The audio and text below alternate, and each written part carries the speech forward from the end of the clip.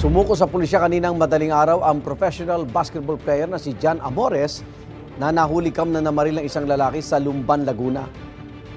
Tumagi siya magbigay ng pahayag. Live mula sa Laguna. Ng pulisya ang PBA player na si Jan Amores at ang kanyang kapatid na nasangkot sa pamamaril dahil umano sa away sa basketball. Pool sa CCTV nang bumaba ng motorsiklo ang PBA player na si Jan Amores sa barangay Maytalang 1, Lumban, Laguna. May dala siyang baril at dali-daling hinabol ang lalaking ito at saka pinaputukan.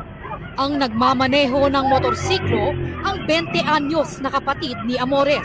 Ayon sa pulisya, hindi tinamaan ng bala ang biktima. Away daw sa basketball ang pinag-ugatan ng alitan ng biktima at ni Amores na kalaunan ay nauwi sa pamamaril.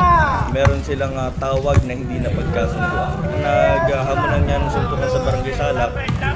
Then naunang umalis itong suspect natin.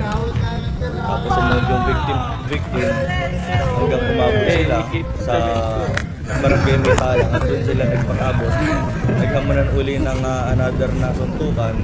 Then si Jan Amores ay may dala na baril at pinaputukan na yung Dumayo raw sa barangay Salak ang magkapatid na Amores para maglaro ng basketball.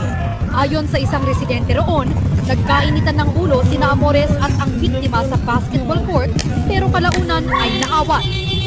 Matapos ang ilang oras na paghahanap sa magkapatid, magkasunod silang sumuko sa pulisya mag-aalas 2 kaninang madaling araw. Nag-voluntary surrender po siya dito sa ating station dahil nagkakaroon na nga rin daw po ng threat sa kanilang buhay, sa kanila pareho. So, yun lang po ang napagdesisyonan nila na natatakot na sila sa kanilang seguridad.